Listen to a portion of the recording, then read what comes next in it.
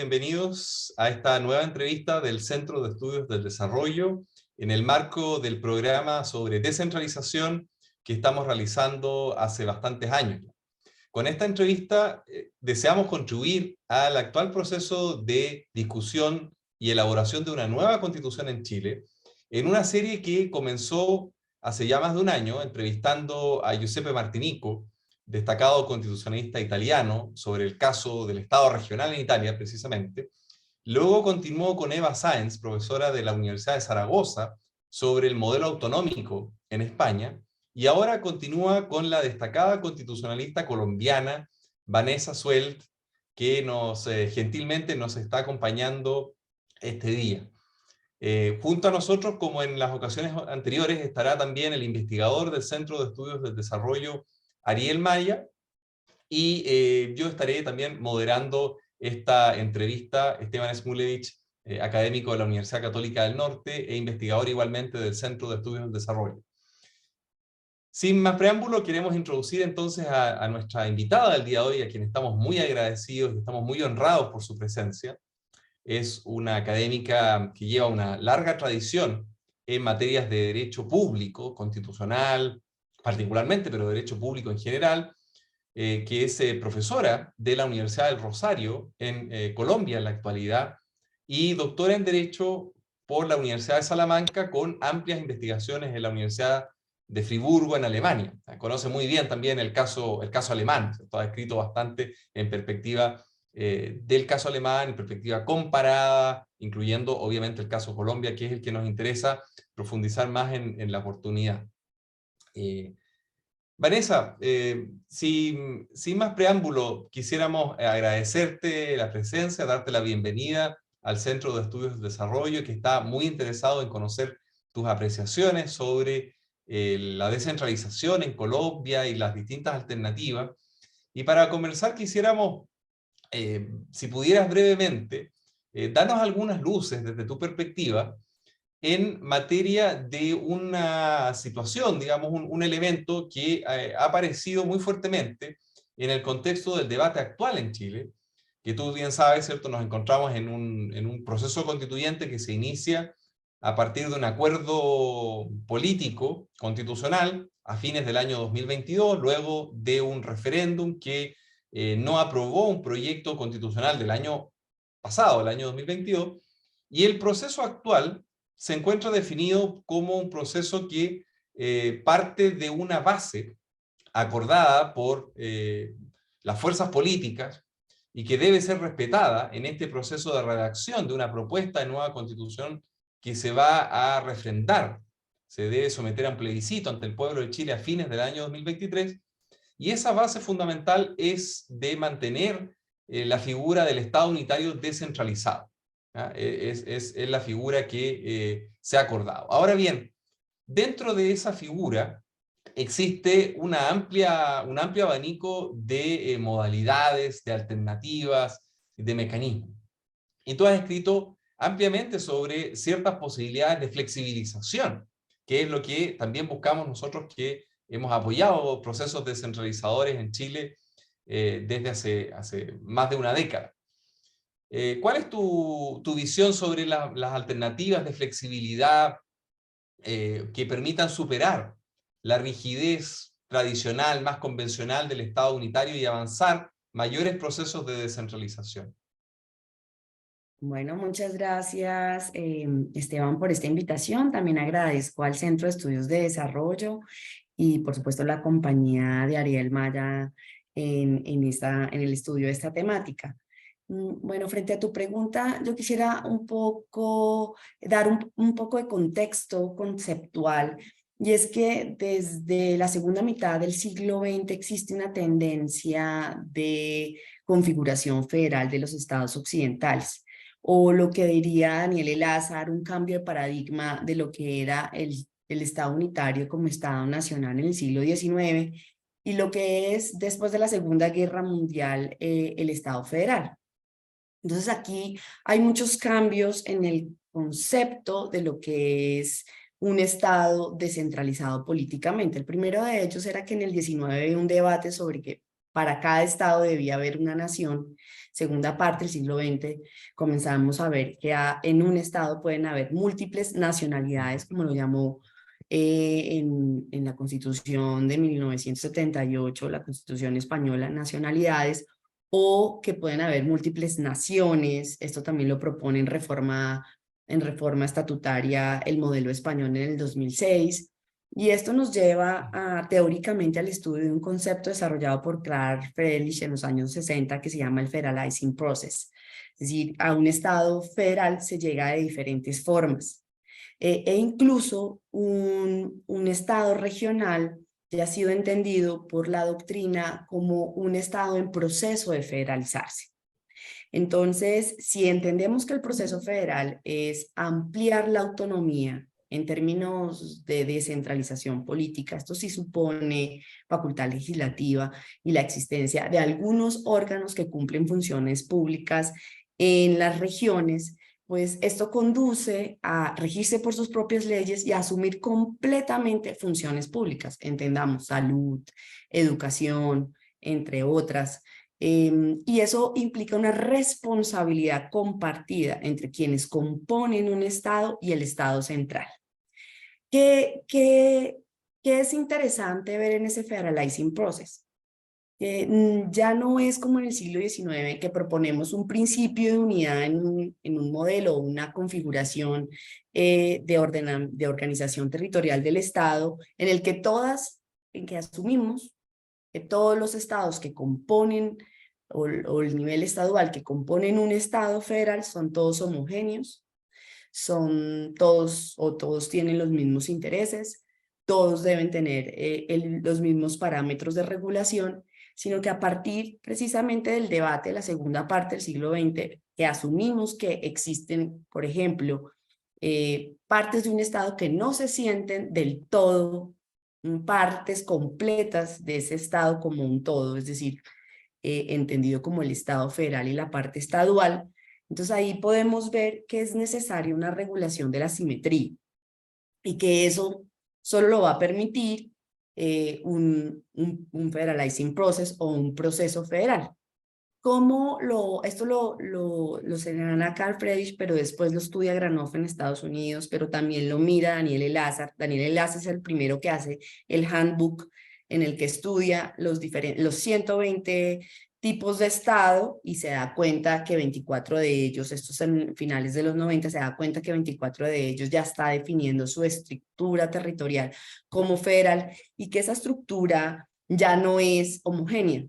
Es decir, todos los estados tienen las mismas competencias, todos los estados tienen los mismos órganos, todos los estados tienen las mismas facultades financieras o autonomía financiera o sistema federal fiscal, sino que cada uno de ellos, como desde el primer lugar en que se conceptualiza, que lo hace en el siglo XIX, la teoría alemana, al estado federal, cada estado federal se adapta al contexto y lugar en el que el Estado federal se realiza.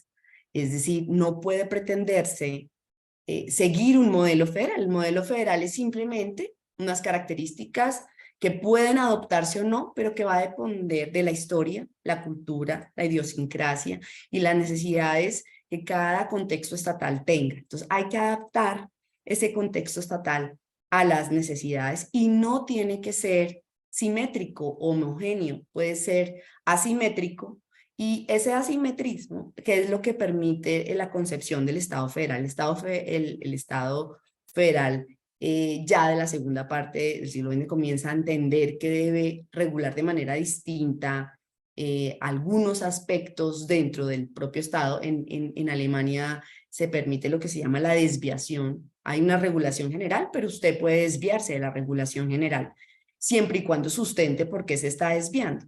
Y el Estado regional en ese estadio hasta llegar si es su interés en llegar a un Estado federal en el que existe la más amplia autonomía, el Estado regional va a combinar algunas características del Estado unitario y otras del Estado federal. Y esa combinación debe también ser un proceso, es decir, ir generando un proceso gradual de la concepción y de la capacidad de esa autonomía. No necesariamente todas las regiones, por ejemplo en Chile, todas las 16 regiones tienen la misma capacidad administrativa. No todas las regiones tienen la misma capacidad financiera y capacidad de hacer su propia regulación financiera. No todas las regiones tienen capacidad para asumir todas las funciones públicas en su totalidad. Entonces, eso implica revisar hasta dónde es capaz un Estado que compone un Estado general o una región que compone a un Estado, hasta dónde puede llegar en asumir funciones públicas, en asumir sus responsabilidades, pero también en el grado de autonomía que puede desarrollar. Y eso es una combinación entre intereses del nivel nacional e intereses del nivel regional. Excelente, excelente. Solo para continuar en esa misma línea, Vanessa, que nos parece muy, muy atractiva, esta idea de diferenciación territorial, que de alguna manera ya se estaría recogiendo en la propuesta constitucional que actualmente se discute, se habla incluso en la propuesta constitucional que actualmente se discute en Chile, explícitamente de un principio de diferenciación territorial en virtud del cual las políticas nacionales en distintas áreas deben reconocer las diferencias, la heterogeneidad de los territorios. Pero está partiendo un poco de alguna manera, desde arriba hacia abajo, ¿no? Porque dice que las políticas nacionales, ¿cierto?, deben adecuarse, deben adaptarse, pero no está reconociendo, porque está todavía en el anclaje, como te decía, eso es un anclaje que la nueva constitución y su propuesta deben reconocer, porque es parte de los pactos fundamentales, un poco como los principios del proceso constituyente en Sudáfrica. ¿Te acuerdas? Los principios, los 34 principios constitucionales que se debían respetar. Acá se acordó lo mismo. Hay un catálogo de ciertas bases constitucionales, una de las cuales es la del Estado unitario y descentralizado. Esa explícitamente aparece como una base, como un principio fundamental de organización, y por lo tanto cualquier innovación en la estructura territorial tiene que ser dentro de ese contexto. Entonces, por el momento, por ejemplo, no se está pensando en potestades legislativas para los territorios. Pues eso por el momento, ¿cierto?, no está, y se ve difícil, digamos, que pudiera concretarse. Ahora bien, quería hacerte dos preguntas relacionadas con eso. Por un lado, un aspecto interesante que emana de esa asimetría es el de ciertos territorios que por distintas razones étnicas o geográficas, por ejemplo, en el caso de las islas, y étnicas en el caso de los pueblos originarios o indígenas, pudieran tener reconocido constitucionalmente algún tipo de autonomía especial. ¿Cómo es el tratamiento de eso en Colombia? Porque entiendo que tienen algunas figuras parecidas, por un lado. Y la segunda pregunta es cómo, al mismo tiempo, al reconocerte esa diferenciación o asimetría territorial, ¿cómo se garantiza cierto interés general común, ¿no?, cierta unidad dentro de esa diferenciación? Esta idea, ¿cierto?, de la unidad en la diversidad, que es un poco el lema, ¿cierto?, del federalismo norteamericano, o en el caso italiano, ¿cierto?, como decía Ambrosini, la unidad en la diferenciación. ¿Cómo ves tú que se pudiera, qué mecanismos se pueden articular para reconocer la diversidad y la diferenciación, pero al mismo tiempo mantener cierta unidad o cierta armonía, ¿no?, cierta armonía en las políticas públicas a nivel de la perspectiva global? Bueno, Esteban, yo creo que hay como varias partes en la pregunta que me estás señalando. Yo sé que hay un acuerdo en mantener el tipo de organización territorial del Estado como Estado unitario descentralizado, pero allí hay como varios caminos, porque el Estado unitario descentralizado puede ir poco a poco mutando, a pesar de que la cláusula diga Estado unitario. De hecho, así es el caso español. El caso español, en la primera parte de la Constitución de 1978, parece más un Estado regional. Algunos, como Gumersindo Trujillo, lo llamaron federo regional, centro federal, Es decir, donde el acento de las características unitarias, que es algo que está en tu pregunta, que es, ¿por qué es importante el principio de unidad? ¿No? Y el principio de unidad es muy importante en un Estado, es el que mantiene la cohesión estatal. Entonces, ¿cómo eso puede ir variando en un Estado, ir mutando? Y te voy a dar otro ejemplo. Yo estudié en mi tesis doctoral la autonomía de los estados estadual, o si quieren regional, y la autonomía local. Y en ese estudio me di cuenta que en los gobiernos locales en Alemania habían unas prácticas que se asimilaban a las prácticas políticas parlamentarias que existen en los estados. Entonces, Goldman había dicho, hay algunas prácticas ya que se convierten más en políticas que administrativas. Ya iríamos en una cosa de fondo en temas de teoría constitucional y administrativa, es que ya la división entre la administración y la administración política de un Estado a través de la facultad legislativa, la línea es cada vez más difusa. Entonces, sí, uno puede mantener la característica del Estado unitario o el tipo de organización territorial del Estado unitario, pero lo que tú señalas, que existiera como un estatuto especial para aquellas regiones que tienen unas características geográficas o étnicas o determinadas, en otras partes son divisiones en temas religiosos, ¿no? Idiosincrasias, que hacen que no sea posible que mantengan una regulación similar. Entonces, mantener unos estatutos especiales reconocidos vía constitucional es interesante, o también remitir a una ley orgánica que sea quien regule esos estatutos de autonomía. ¿Qué tiene esa remisión de ley orgánica? Pues que tiene que pasar por el órgano de facultad legislativa principal, Congreso, Parlamento, y allí va a haber una discusión que puede variar el acuerdo general, digamos, ese es un riesgo.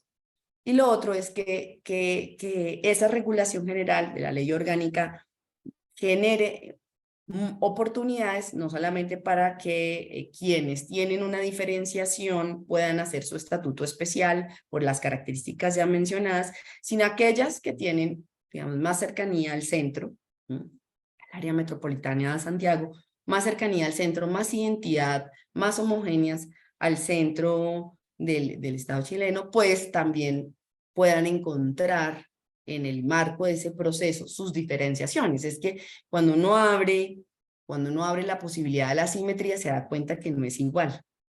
Comienza a darse cuenta que no es igual, comienza a descubrir sus propios intereses, porque la autonomía es regir de acuerdo a sus propios intereses el gobierno territorial. Y la identificación de esos intereses, que en el caso español es un concepto indeterminado, la identificación de esos intereses tiene diferentes vías. Y por eso entender que se pueden abrir esas vías para esa identificación de intereses y que eso en un mediano o largo plazo puede conducir a otros estatutos diferenciales, pues también es interesante, ¿no? Eso es uno. La otra es que, en efecto, en Colombia sí existe alguna diferenciación entre las entidades territoriales municipales y los distritos. Los distritos tienen mayor autonomía. Hay una regulación general de los distritos, se puede acceder. Bogotá, por ejemplo, tiene un decreto legislativo que la regula y tiene unas características especiales, y también la tiene, por ejemplo, Medellín. Pero cuando uno mira el caso colombiano, es bien interesante porque el caso colombiano Bogotá no es una ciudad que pueda imponer unas formas de ser y estar en el Estado. Es decir, aquí hay 5 ciudades principales grandes con características culturales bien diferenciadas. Estamos hablando de Cali, de Barranquilla, estamos hablando de Bucaramanga, de Bogotá. Entonces, cuando uno estudia el Estado unitario, uno ve, primero, que el Estado unitario realmente es aconsejable en estados en los que, digamos, no haya una gran extensión territorial. Si hay una gran extensión territorial, lo ideal sí sería la regionalización en proceso a federalizarse, precisamente por las diferencias, porque ya la gran extensión territorial ya permite observar que no, que hay, digamos que hay unas diferencias que conducen a esa regionalización. Entonces uno lo que puede realmente ver acá es que en efecto esa diferenciación ya existía, porque en Colombia tiene un pasado federal en el siglo XIX y tiene un arraigo territorial diferenciado en idiosincrasias bien distintas, culturales y geográficas, y también hay una presencia alta de comunidades indígenas bien diversas. Estamos hablando que acá hay 65 lenguas de comunidades indígenas. Entonces hay una diferenciación muy amplia bajo una idea que fue a finales del siglo XIX, bajo una idea de que podía forzarse la homogenización con la Constitución de 1886. Entonces, eso finalmente en un Estado termina rompiendo, fracturando, que es lo que yo escribí en el artículo Estado Unitario, y de ver cómo eso terminó fracturándose en el reconocimiento de una propia regulación territorial para las comunidades afrodescendientes, una propia regulación para las comunidades indígenas y otra para aquellos centros urbanos como los que acabo de mencionar, que tienen unas características diferenciadas entre sí y que no hay un solo centro poderoso en el Estado unitario que pueda establecer como el control o el monopolio de un tipo de identidad, ¿no? Eso que suele pasar en los estados unitarios, en que hay un centro o un metropolitano que es muy grande y que culturalmente es quien jalona al resto de la territorialidad, sino que es bien un estado sui generis con esas características que les menciono. Y eso hace que, por ejemplo, las normas distritales pues permitan una autonomía diferenciada, que eso está teniendo lugar. Pero nosotros también tenemos un modelo regional que comienza a desarrollarse, pero más un modelo regional, que me parece también el de ustedes, un modelo regional que se acerca más al modelo de la región Plan de los años 60 en Francia, y menos a una región con poder político y económico que balancea el poder central, porque finalmente cuando uno piensa en cuál es la razón de modificar la organización territorial del Estado, y es finalmente balancear el poder político y económico entre el centro y la periferia, o es volver a generar otros tipos de diálogos entre el centro y la periferia que permita unas negociaciones en igualdad, o lograr la equivalencia, lo que en su momento era la igualación de las condiciones mínimas de vida en Alemania y ahora se llama equivalente o condiciones equivalentes de vida. Entonces, o también para que sean equivalentes las condiciones de vida en un territorio estatal, ¿no? O dar mayor margen de maniobra a entidades territoriales o subunidades de un Estado que están inmersas en mercados nacionales, pero también globales, y también dar más margen de maniobra a esas entidades territoriales en los cambios contemporáneos dinámicos de una sociedad postindustrial con retos ambientales grandes, ¿no? O con desarrollo de políticas económicas diversas que no se concentren solamente en una postura del nivel central, porque no las hay. Entonces, o sea, no es tan importante la posición de las regiones como de la nación. Y cuando tú me dices que es la última parte de tu pregunta, bueno, ¿y cómo hacemos para desmarcarnos de una política nacional? Pues la política nacional, pues claro, debe regir, debe ser un norte que guía, por ejemplo, una ley de bases, una guía orientativa, pero que permita también una cierta aplicación en el territorio, que tiene que ser diferenciada, pero no por ser diferenciada va a ser contraria a la ley. Y ahí es donde se mantiene la unidad.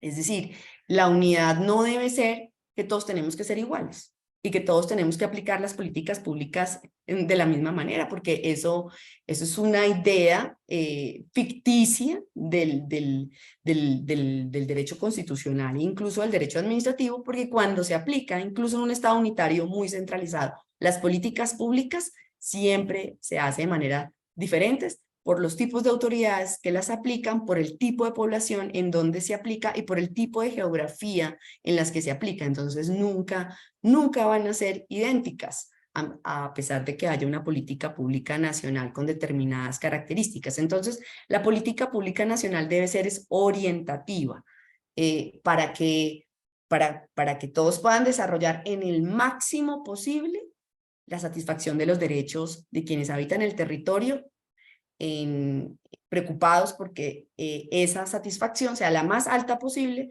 en el acceso a esos derechos y en el bienestar de la población, pero no para imponer formas de entender y ser en el Estado que termine generando conflictos o tensiones entre formas de aplicar las políticas públicas y otras de realizarlas desde el nivel nacional, sino que permita el equilibrio entre dos unidades iguales en la toma de decisiones políticas que son convenientes para un Estado como un todo, pero también para sus partes. Este sería un equilibrio entre la unidad, porque el principio de la unidad es muy importante, pero el principio de la autonomía también lo es, y los dos conforman, son principios igualmente importantes en una estructura del Estado, en el que, ¿qué pasa cuando venimos de imaginarios de Estado unitario? El caso colombiano y en el caso chileno, buena parte del siglo XX, tenemos el imaginario de que el principio de unidad es preponderante o superior al principio de autonomía, pero no lo es. Es decir, es tan importante el todo, pero también las unidades que componen ese todo, porque de esa composición de las unidades que forman el todo, se forma el todo. El todo no se forma de manera abstracta, ni de imposición de determinadas visiones de política o de estructura administrativa, sino de la, digamos, de la interacción con ese principio de autonomía, que es cómo compone las regiones ese todo. Y después, en ese intercambio que no puede ser exclusivamente constitucional, sino que va a ser un proceso que se va a desarrollar en el tiempo, en el caso de ustedes, pues de esa conversación o de ese conflicto, de esa tensión, se va a ir creando otra forma de concebir el Estado, ya sea el chileno o ya sea el colombiano, si llegamos a tener la oportunidad de hacer una nueva constitución en la que pensemos nuevamente la organización territorial del Estado. Bueno, en eso estamos en Chile, efectivamente, y estas reflexiones realmente son muy iluminadoras porque la cultura de la tolerancia hacia la autonomía y la diferenciación territorial particularmente es algo que se ha ido instalando muy recientemente en nuestro país. Efectivamente, la historia institucional ha estado marcada por una desconfianza y parte de con la constitución que afianza la consolidación del Estado en Chile en 1833, parte con una idea muy vertical desde el punto de vista de la organización de los poderes, con el presidencialismo muy fuerte, que es otro elemento, ¿cierto?, que es muy fuerte en América Latina y que también trae consigo una impronta territorial, ¿cierto?, la idea de la centralidad presidencial en el gobierno, y luego con la verticalidad y la uniformidad en el manejo de los territorios. Pero justamente para con esa relación con la forma de gobierno presidencial, le quiero dar la palabra a Ariel porque Ariel quiere hacer una pregunta también vinculada a cómo se conectan la forma de gobierno y la desconcentración del poder presidencial en los territorios con la mayor autonomía regional particularmente.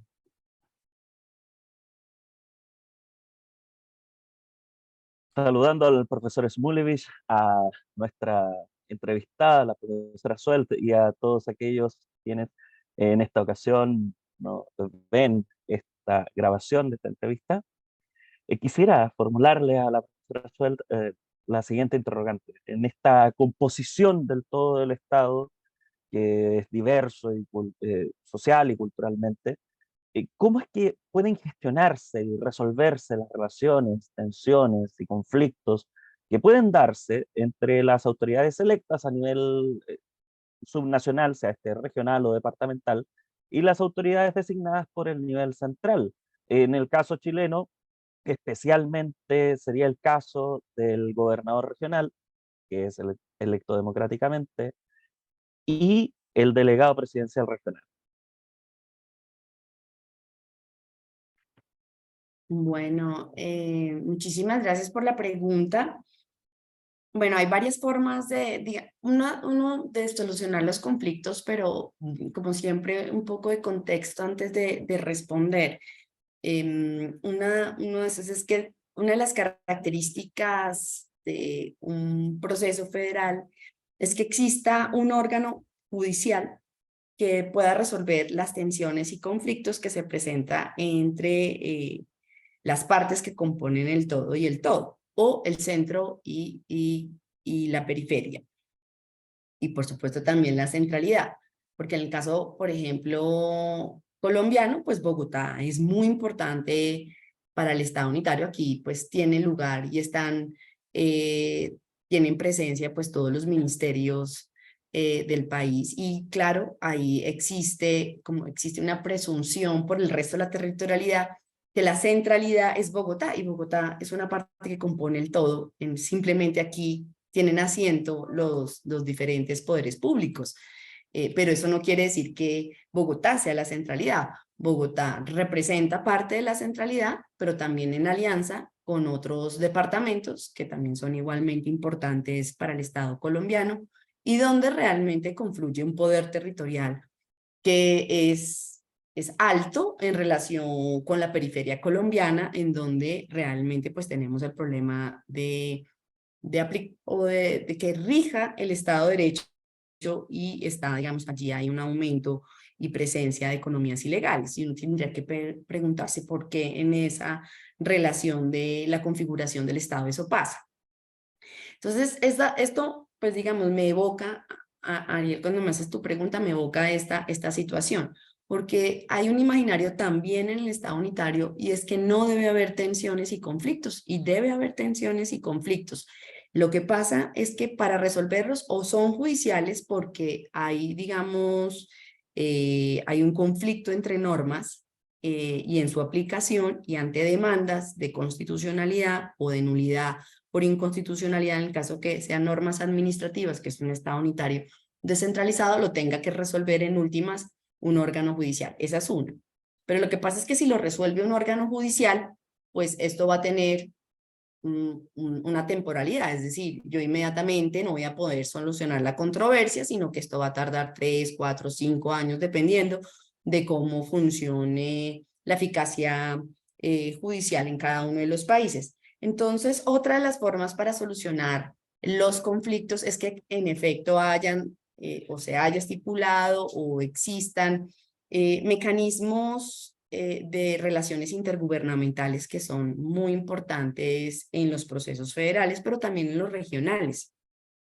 Es decir, que hayan comités u organismos en donde confluyan o tengan asiento, pues por ejemplo, acá el delegado regional, que es electo democráticamente, que también esté el presidente o quien lo represente, para cada una de las temáticas, que eso pueda establecerse, y que sea un órgano colegiado en el que se pueda básicamente negociar, porque un principio que tiene un proceso federal es que no puede haber imposición, sino que tiene que haber negociación. Pero la negociación tiene que ser en pro del interés tanto del nivel central como en pro del interés regional, y allí hay que llegar a un punto medio en el cual la decisión a tomar pues pueda ser igualmente buena para ambas partes.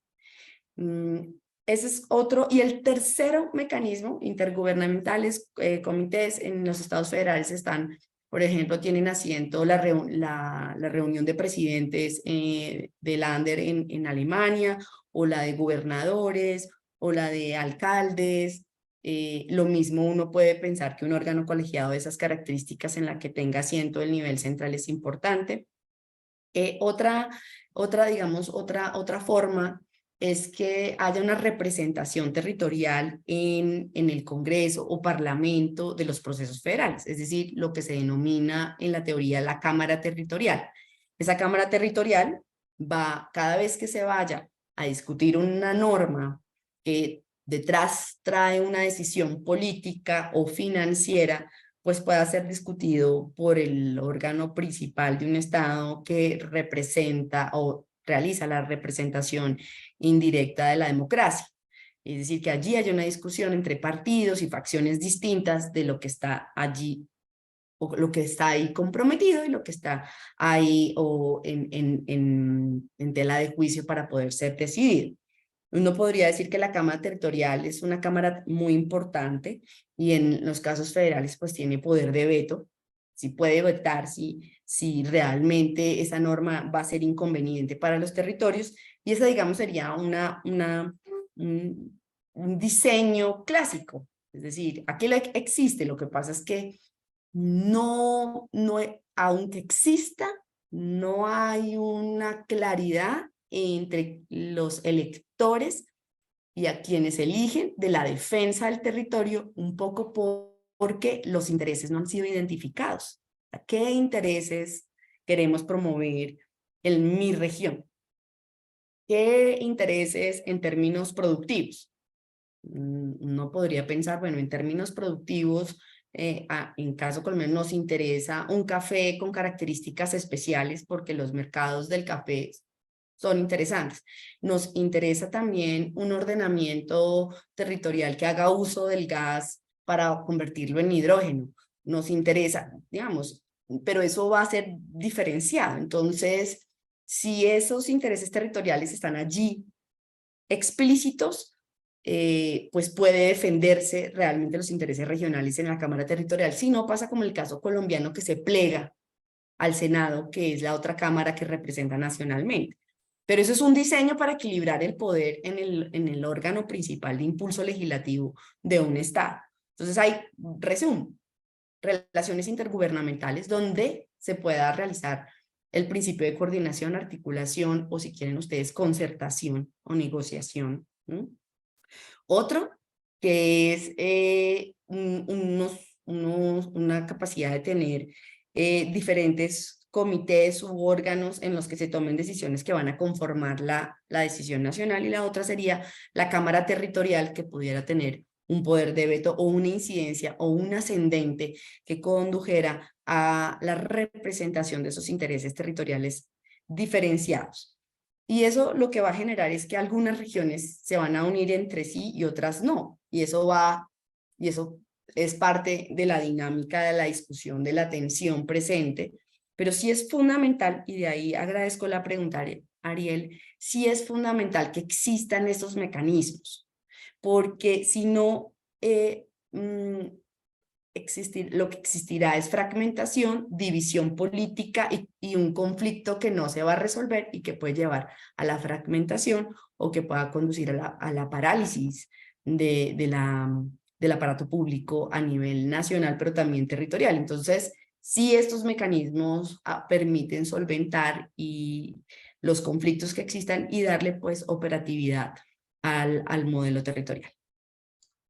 Muchas gracias, Vanessa, excelente. Vamos a volver en un momento a la pregunta sobre la coordinación multinivel, incluso sobre la Cámara Territorial, aunque el tema de la Cámara Territorial para el debate constitucional en Chile es bastante complejo, ¿cierto? Es algo más típico de los contextos derechamente federales o en vías de, porque también otra base, digamos, te aprovecho de comentar, ¿cierto? Otra base acordada es mantener nuestro bicameralismo bastante simétrico, que es algo tradicional y muy arraigado en la cultura política en Chile, ¿cierto? La existencia de las dos cámaras con una base electoral vinculada fuertemente a los partidos políticos y no necesariamente igualitaria, aunque ahí hay una discusión sobre la posibilidad de que el Senado se elija de manera igualitaria entre las regiones, lo cual daría, ¿cierto?, un principio de representación territorial, que las regiones incluso con menos población o más pequeñas territorialmente tendrían el mismo peso que las regiones más grandes en territorio y sobre todo más pobladas. Y eso, ¿cierto?, les da un peso político que está vinculado entonces al territorio y no a la población. Pero eso está en discusión todavía y ahí hay una pregunta abierta entonces sobre cómo conectar mejor a los representantes del Senado particularmente con los territorios y los gobiernos regionales particularmente. Eso sí lo podemos comentar en un momento. Y luego en materia de coordinación y relaciones intergubernamentales específicamente, quizás si nos puedes comentar en un momento el tema de los mecanismos que uno podría decir se denominan preventivos de resolución de conflictos, que entiendo existen en Colombia, pero no desconozco cuál es su eficacia práctica, ¿no? Estoy pensando convenios, contratos como en Francia, el amplio abanico de la asociatividad que existe en Suiza, por ejemplo, ¿cierto? El federalismo suizo es muy interesante en la generación, incluso en la Constitución reconoce a los acuerdos entre los cantones como una fuente de derecho, ¿eh? Estos acuerdos generan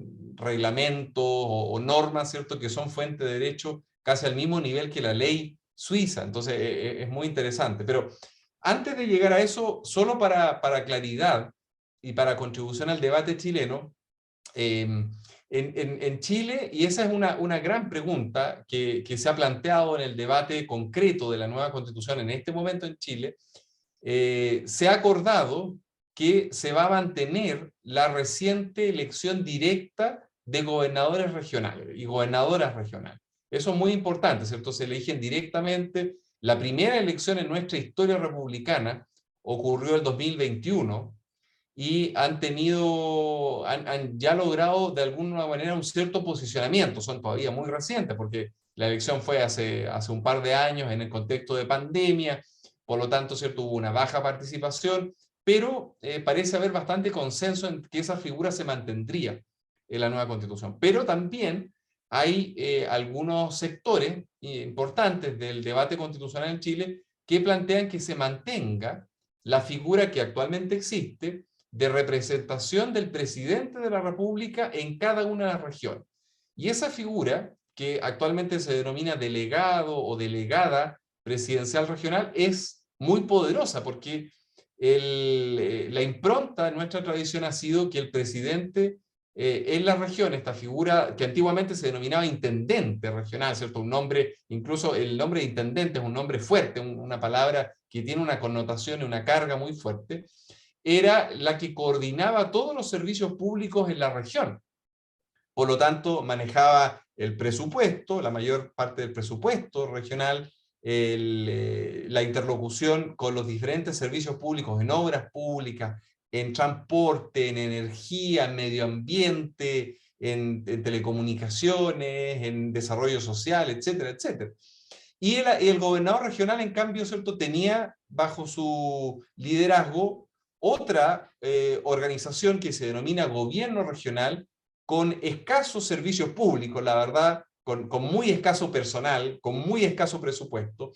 Entonces, lo que algunos estamos planteando, ¿cierto?, es que esa dualidad hay que cambiarla, hay que cambiarla porque eso no es realmente una descentralización, ¿no? Eso más bien, algunos decimos, sería una democratización del gobierno regional, porque sus autoridades se eligen directamente, ¿cierto? Es más democracia, pero no transfiere poder político, ni administrativo, ni financiero a las regiones. ¿Cómo lo ves tú eso desde el caso colombiano? Entiendo que esta figura de representación presidencial no existe en los departamentos o regiones, o es mucho más débil. Si nos pudieras dar algunas luces de cómo se articula en Colombia, porque esa experiencia es muy, muy valiosa para nosotros. Esteban, mira, esa dualidad que me estás mencionando, ¿no?, de la representación del delegado al presidente a nivel regional no existe. Y por el otro lado, tampoco hay jurisdicción electoral en las regiones. Es decir, las regiones lo que hacen, cómo funcionan, es a través de una especie de contrato interadministrativo entre los departamentos que la conforman. Deben refrendarse por cada uno de sus corporaciones públicas, que son asambleas departamentales, que están compuestas por diferentes diputados y que provienen de diferentes partidos en los departamentos, no en las regiones, porque en Colombia las regiones son unión de departamentos y donde existe jurisdicción electoral es el nivel departamental, pero que no regional. El nuestro es un modelo regional que no, digamos, que tiene como una función puramente de planificación del desarrollo económico de la región. O sea, está dirigida a hacer un plan de organización o de ordenamiento territorial dirigida a un plan económico y que a un esfuerzos económicos de los departamentos. Y que con base en ello presente proyectos a nivel nacional para que sean financiados a través de regalías, que es la tasa que se paga por la explotación de recursos naturales no renovables. Entonces, realmente el modelo es muy distinto al de ustedes.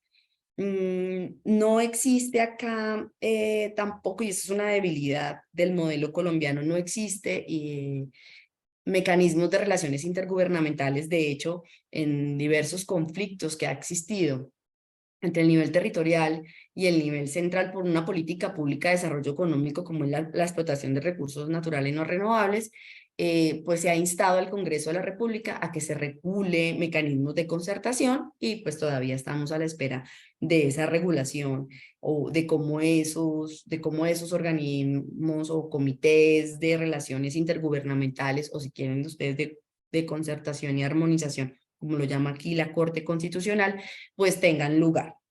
Pero sí sobre la base de un tema que sí sugiere las preguntas de ustedes, y es que un presidencialismo, un modelo que tiene como forma de gobierno el presidencialismo, pues concentra ya mucho poder.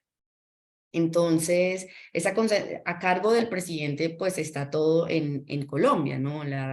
Direccionamiento de la administración pública, la direccionamiento de las fuerzas militares, el direccionamiento de las relaciones internacionales, tiene, digamos, una capacidad de nombramiento de la rama ejecutiva del Poder Central que es amplia y grande, para que ustedes más o menos dimensionen.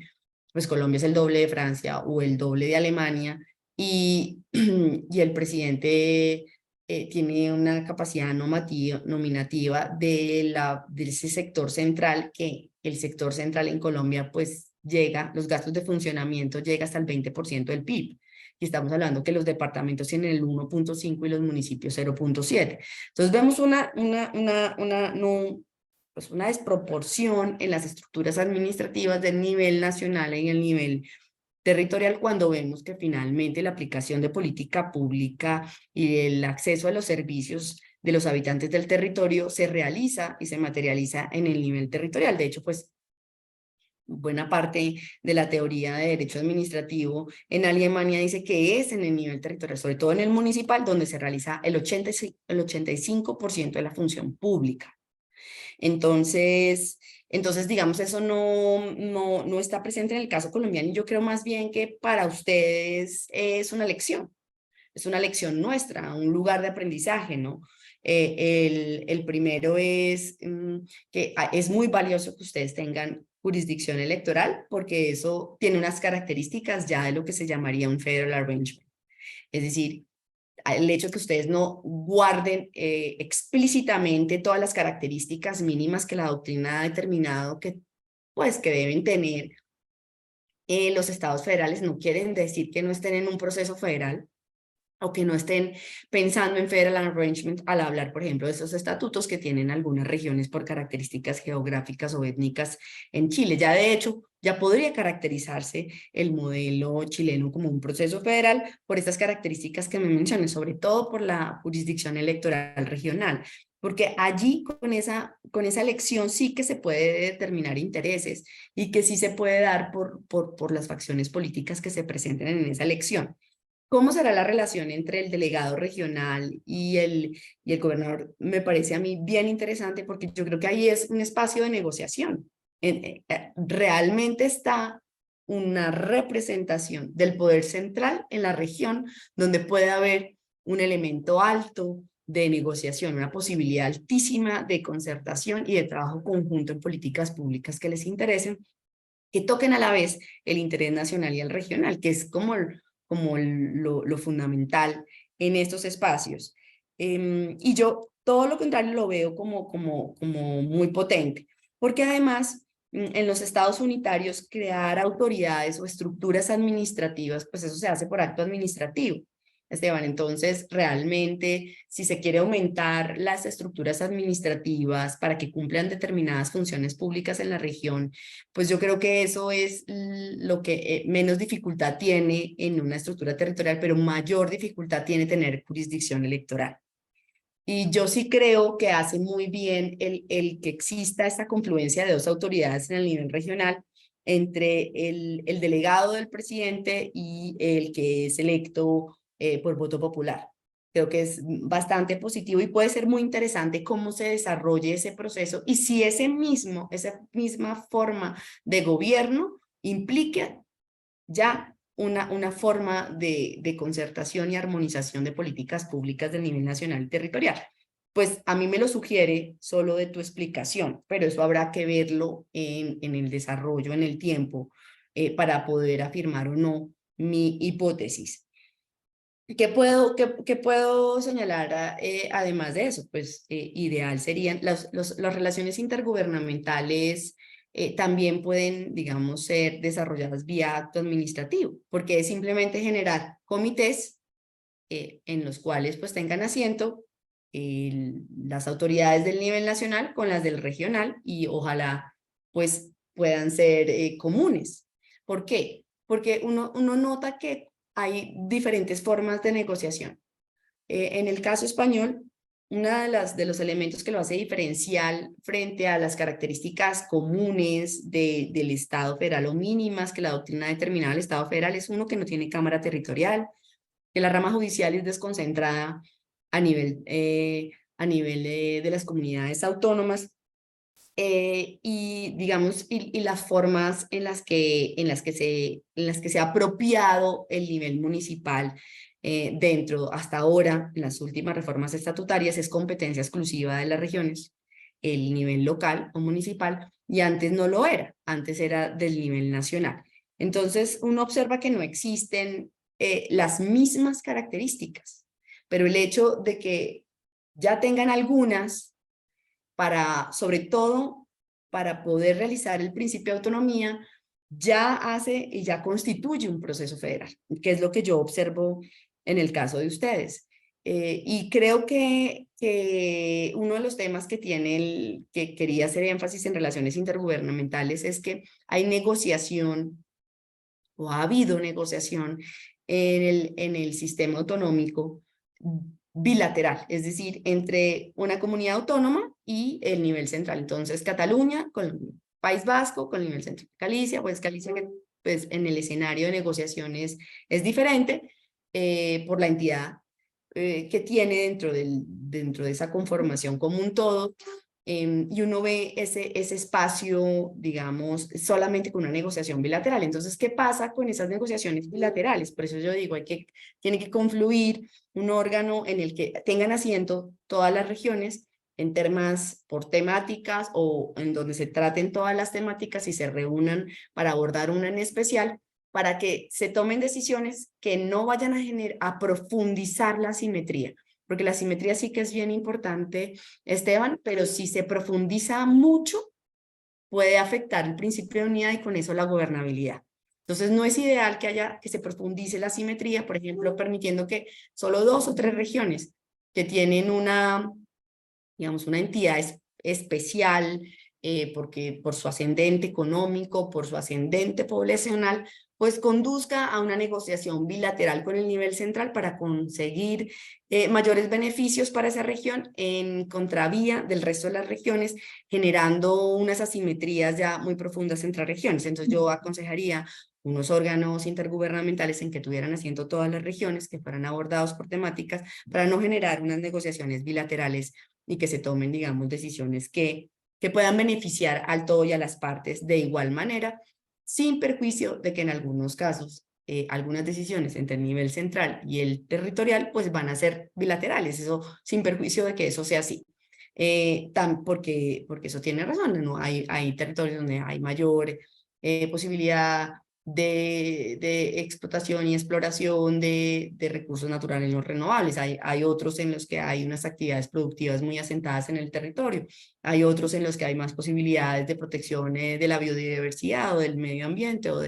Y eso, pues, eso se va a manifestar en el desarrollo del proceso que yo denominaría federal, ¿no? En el que estamos todos los estados contemporáneos, unos con más características hacia un estado unitario con características más centralizadas, que es el caso colombiano, y el de ustedes, que está acercándose un poco a mantener las regiones o entender las regiones, porque esa característica de la elección de las regiones dentro de un Estado unitario descentralizado no es ortodoxa, digamos, se sale de los parámetros de un Estado unitario, donde eso no confluye.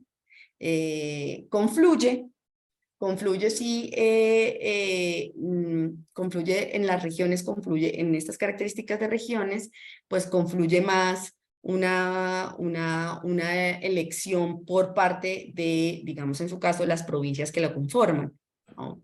O en nuestro caso, por parte de los departamentos que conforman la región. Entonces yo diría que sería interesante mantenerlo, y el asiento del presidente regional ahí me parece interesante, por lo menos revisarlo en la capacidad que tienen de concertación ya de suyo en el nivel territorial.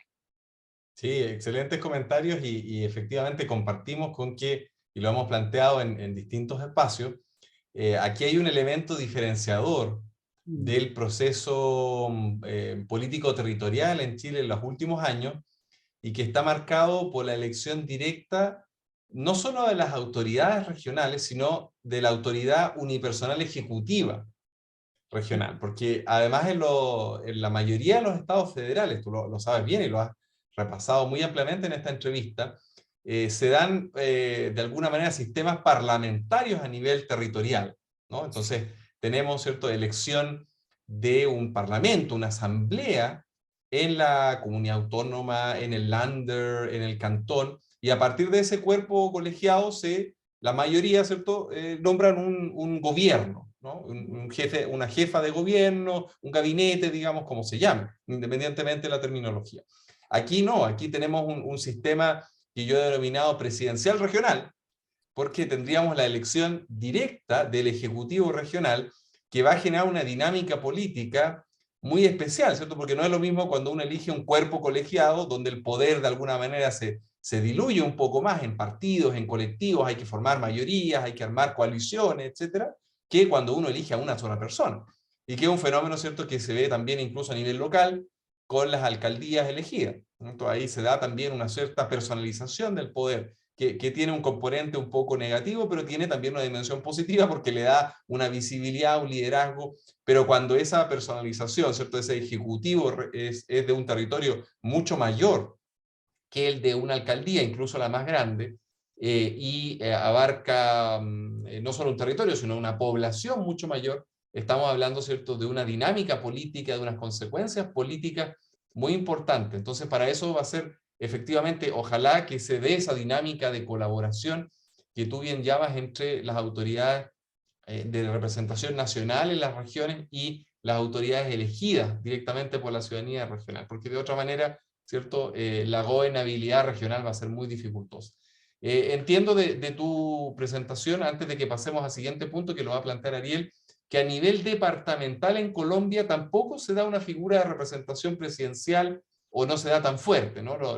Los departamentos, en definitiva, ¿cierto?, me parece entender de lo que conozco el caso colombiano, es que el Estado central se despliega en los territorios a través de ciertos sectores, pero no tiene el presidente una representación fuerte de gobierno en los territorios.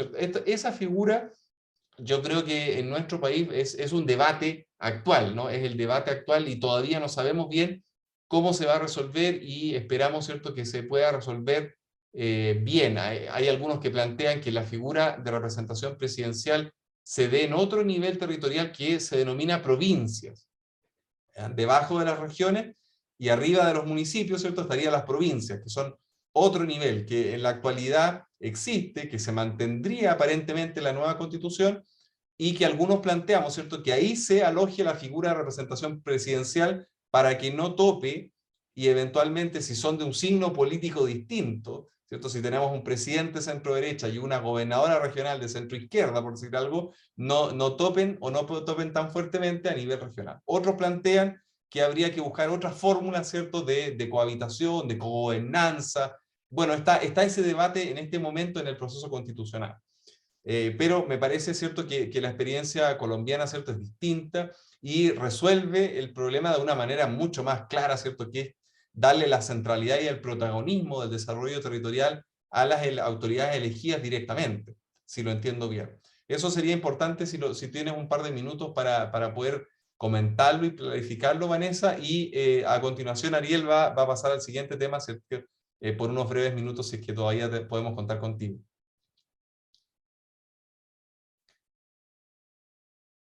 ¿Cómo ves tú la centralidad de las autoridades elegidas directamente en los territorios versus, ¿cierto?, el despliegue del Estado Nacional en el espacio?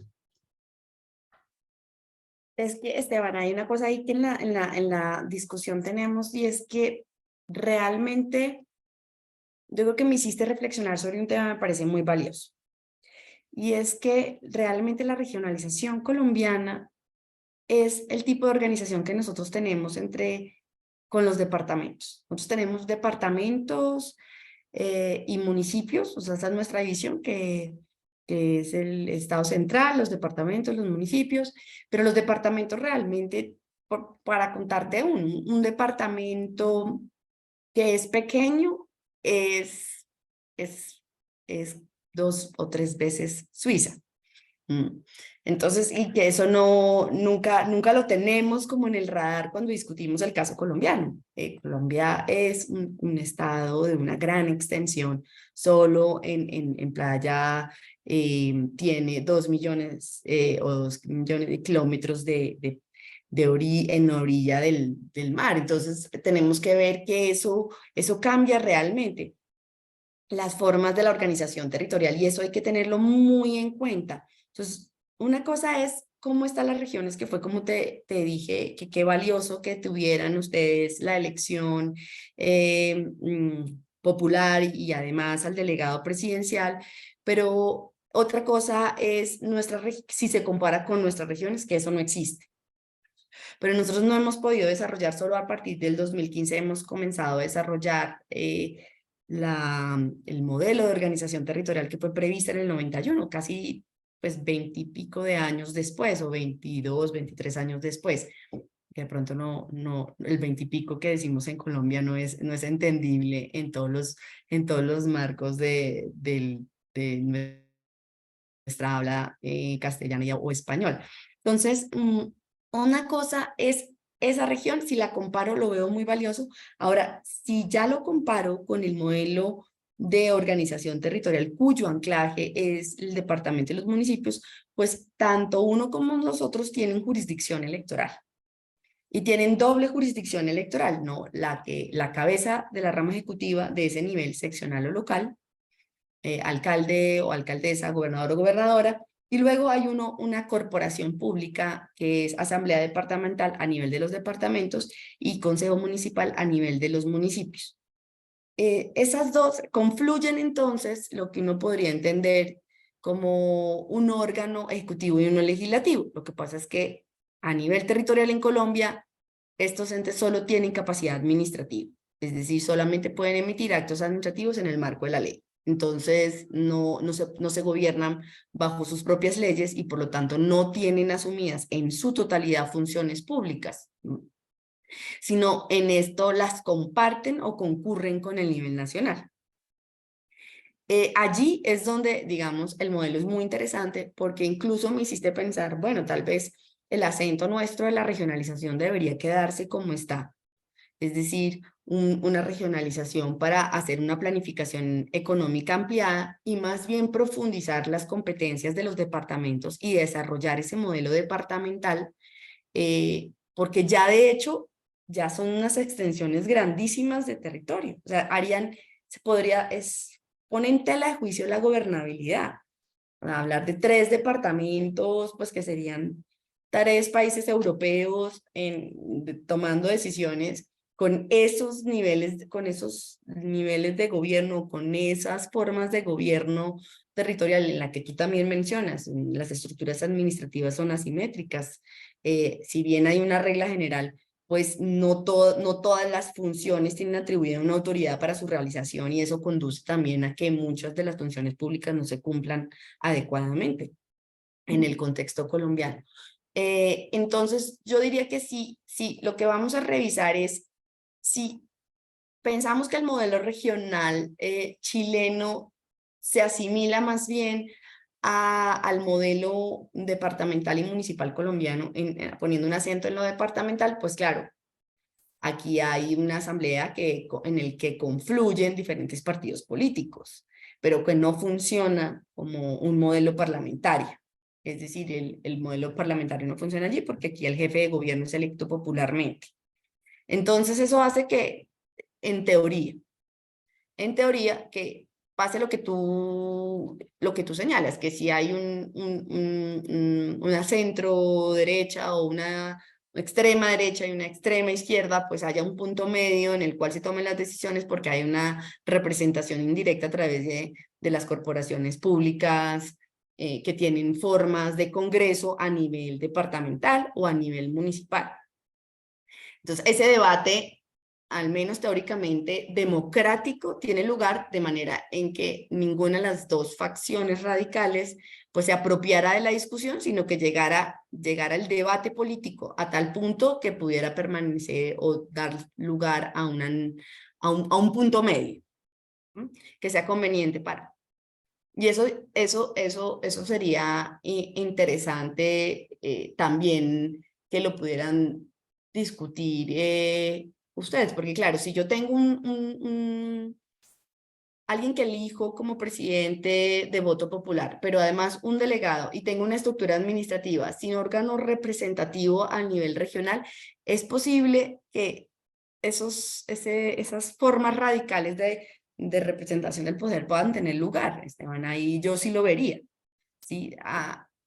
Digamos, si no existe un órgano colegiado donde hay una representación democrática que permita un debate y que con ese debate los extremos pues sean reconducidos hacia un punto medio, puede haber ese riesgo. Pero también lo pensaba porque si hay un delegado presidencial que digamos sea de una facción y hay un electo, un presidente de otra facción, pues entre dos, pues la tensión entre dos es muy difícil de solventar. O sea, si yo tengo un contrario en términos de comprensión del Estado, de comprensión del modelo regional, de comprensión de los debates democráticos, y no hay un tercero que pueda dirimir la controversia, pues va a ser difícil. Tengamos en cuenta que hay muchos modelos municipales en Alemania que hablan de juntas, consejos, y ellos gobiernan, ¿no? Pero que ese gobierno solamente esté en cabeza de dos, el gobierno ejecutivo de la región, pues de pronto sí podría pensarse en conformar o ampliar ese gobierno territorial con otro tipo de representación, ¿no? Pues ojalá, lo que pasa es que eso tiene unos costos altísimos, porque ojalá pues fuera democrática, pero eso implica pues realizar elecciones democráticas en dobles, ¿no? Para el presidente, para otro consejo, pero que es importante que haya un tercero, un cuarto, un quinto, que pueda equilibrar las posiciones en un gobierno ejecutivo del nivel regional. Que en el caso nuestro, te lo digo en teoría, debería funcionar así, pero aquí por tradición histórica los departamentos se pliegan mucho a la política a nivel nacional, hay unos que no, pero es la excepción. Y las asambleas departamentales de pronto no son el órgano, no tienen las características políticas para poder atenuar, digamos, una rama ejecutiva del orden seccional o del orden departamental muy fuerte. Nosotros tenemos, y eso te lo quería comentar ya para finalizar, nosotros tenemos moción de censura a nivel nacional, territorial y municipal.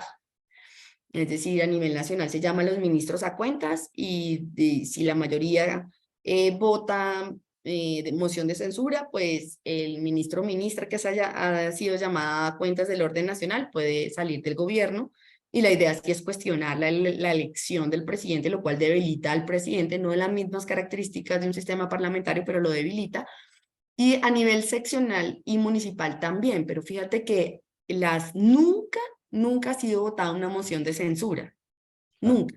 Entonces, como tú me dices, bueno, un órgano colegiado que te ayude a dirimir esas controversias, pues lo tenemos y en teoría es todo lo que te he argumentado antes. Pero en la práctica, este órgano no funciona realmente como un control político a la cabeza del departamento, o en el caso de Chile, de la región, que conduzca a un equilibrio del poder, por ejemplo, en dos facciones extremas.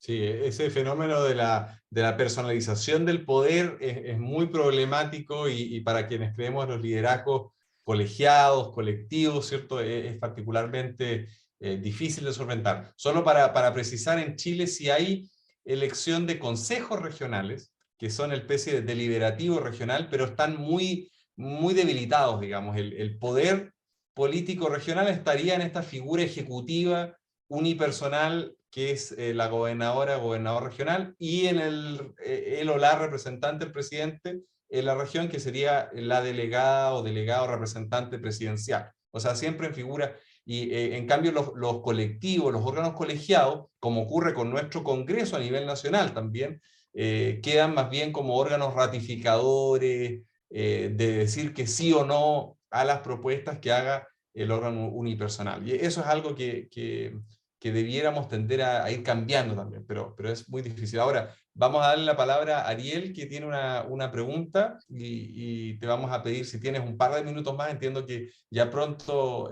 vamos cerrando, pero te agradecemos desde ya muchísimo esta entrevista. Ariel.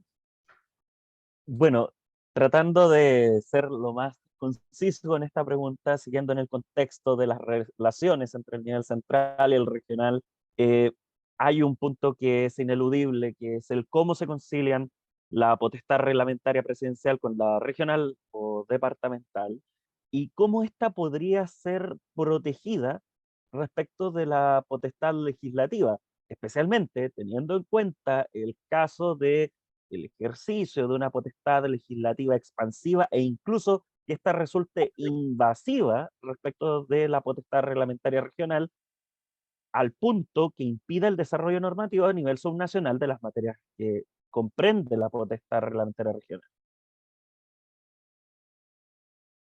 Pues Ariel, dejaste lo más difícil para el final. Normalmente eso cómo se soluciona en diseño de competencias. Entonces, normalmente hay unas competencias exclusivas de la orden nacional, otras que son compartidas y concurrentes. Y ese diseño de competencias lo que permite es la conciliación entre esas potestades, ¿no? Sobre todo entre potestades reglamentarias, porque como sabes, pues la facultad legislativa pues es única o hay un solo monopolio legislativo. Entonces, de ese diseño de competencias de manera diferenciada va a ser la conciliación, es decir, que no choque una potestad reglamentaria del orden nacional con una territorial o municipal. Ahora, que no se vacíen de contenido las facultades legislativas o que las facultades al ejercicio de la facultad legislativa no se vacíe de contenido la potestad reglamentaria a nivel territorial, pues en un estado unitario eso digamos, es menos complejo que en un estado regional y federal, precisamente por los reconocimientos de autonomía. No, normalmente las autonomías en un estado federal pues existe esta garantía institucional y constitucional de la autonomía, es decir, para el legislador nacional hay una indisponibilidad del contenido de la autonomía a nivel territorial, que eso es competencias y sistema financiero. Yo no podría tocar recursos del nivel territorial, yo no podría tocar competencias del nivel territorial desde el nivel nacional. No les dable o está vetado que el legislativo nacional incurra en ello o incluso atribuya competencias o descentralice competencias, por ejemplo, en descentralización funcional sin recursos asociados. Entonces, uno en un estado unitario también podría establecer, pero eso normalmente se establece vía jurisprudencial cuando hay conflicto entre las competencias del nivel nacional y territorial, esa garantía institucional, o uno la podría establecer de manera legislativa, de modo en que existan dos tipos de vetos. El primero, no atribuir competencias a nivel territorial sin recursos asociados, y lo segundo es no afectar el contenido de la autonomía del nivel territorial, y el legislador nacional no lo podría hacer porque en caso de que lo hiciera, pues sería inconstitucional.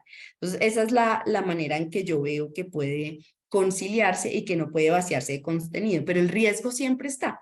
La facultad legislativa siempre vacía de contenido tiene una tendencia, porque en un estado, de una organización territorial del estado, todo el tiempo hay dos fuerzas que son las centrípetas y las centrífugas, unas que tienden hacia la descentralización política, que supone la máximo nivel de autonomía política en un estado, y otras que tienden a la centralidad. Uno nota que cuando hay problemas de orden público, miremoslo en Estados Unidos, todos los problemas cuando hubo todos estos atentados terroristas, se tiende a la unidad y se tiende a la centralización de competencias, mientras que cuando hay progresos económicos o crecimientos de los estados económicos, pues se tiende a las centrífugas, es decir, a que haya más equilibrio de las competencias entre el nivel nacional y el central. Entonces, yo diría que eso termina siendo resuelto porque en efecto esos conflictos se van a dar y termina siendo resuelto por el órgano judicial del nivel que atiende las competencias del nivel administrativo, o por el órgano judicial que tiene competencias del nivel constitucional. La una, porque resulta que la autonomía tiene contenidos que afecta a derechos fundamentales de la entidad territorial, y en ese sentido es quien está llamado a proteger esa autonomía, normalmente son los órganos constitucionales de carácter judicial, y quien está llamado a resolver los conflictos que existen en potestad reglamentaria es normalmente un órgano judicial de característica administrativa. Entonces existen, para resumir, dos posibilidades: diseño de competencias exclusivas, compartidas, concurrentes, para que esas tensiones no se presenten, pero se van a presentar porque es el día a día de lo que pasa en las organizaciones territoriales del Estado. Lo segundo es el desarrollo de una garantía constitucional e institucional que le sea indisponible al legislador nacional atribuirse competencias que desdibujen el grado de autonomía del nivel regional, o las dejen sin contenido o sin posibilidad, o como señala Esteban en su explicación frente a los consejos regionales, que sean débiles, que impliquen ese debilitamiento, ¿sí? Porque ese debilitamiento desdibuja el modelo, y en últimas, que haya doble protección a nivel constitucional y administrativa frente a ese conflicto de competencias. Gracias. Excelente, Vanessa. Muchísimas gracias. Nos has dado una perspectiva muy completa, y terminar además con esta temática de las cortes constitucionales y su rol en los procesos federales o descentralizadores, digamos, es realmente muy interesante, ¿cierto? Nos abre un abanico a otro cúmulo de preguntas muy grandes, ¿cierto? Hay una literatura muy grande en el rol de los tribunales, cortes o jurisdicción constitucional o administrativa, en el caso de las contiendas de reglamento, pero de todas maneras, ¿cierto?, el rol de la justicia en la distribución de competencias. Ha sido realmente un honor para nosotros contar contigo. Probablemente te vamos a pedir quizá alguna ayuda más adelante, si es que es posible, porque el proceso constituyente en Chile sigue durante todo el año. Nos acercamos en un par de semanas a la elección directa de un Consejo Constitucional que va a deliberar sobre la propuesta de constitución que hace la Comisión de Expertas y Expertos, que está actualmente trabajando en un borrador, ¿no?, en un borrador de texto. Y este consejo que se va a elegir, que son 55 personas que se van a elegir en un par de semanas, va a trabajar sobre ese texto, modificándolo, cambiándolo. Por lo tanto, ¿cierto?, todavía continúa el proceso en Chile, y luego lo que este consejo en definitiva acuerde se somete a un plebiscito en diciembre de este año. Así que probablemente vamos a buscar conversar contigo en alguna modalidad que te sea de mayor conveniencia, y desde ya te estamos muy agradecidos, te felicitamos por tu extraordinario trabajo y tu extraordinaria visión, y ojalá podamos contar contigo para más ocasiones de este tipo. El Centro de Estudios del Desarrollo, ¿cierto?, está muy agradecido contigo, y ha sido un honor realmente compartir contigo. Te agradezco a ti, Esteban, al Centro de Estudios de Desarrollo, a Ariel también, esta invitación y el poder conversar con ustedes de un tema que me apasiona y el que estudio día a día. Entonces, para mí es un gusto, cuenten conmigo siempre. Es un Excelente, y gusto les trabajar recordamos con. también a las personas que están viendo este video que en la página web del Centro de Estudios de Desarrollo están a disposición los libros que ha publicado el CED, en prácticamente todos los libros que apoyan al proceso constituyente desde el año 2020, con capítulos sobre descentralización y varios informes de asuntos públicos. Ariel Maya ha publicado sendos informes sobre solidaridad territorial recientemente. Vanessa, que te los vamos a compartir también a todos nuestros auditores, Claro que porque sí. son muy interesantes las aportaciones de Ariel y de todas nuestras investigadoras e investigadoras del centro. Claro que Muchísimas sí. gracias, Ariel, Ricardo también, y a todos que nos acompañan. Que tengan un muy buen día.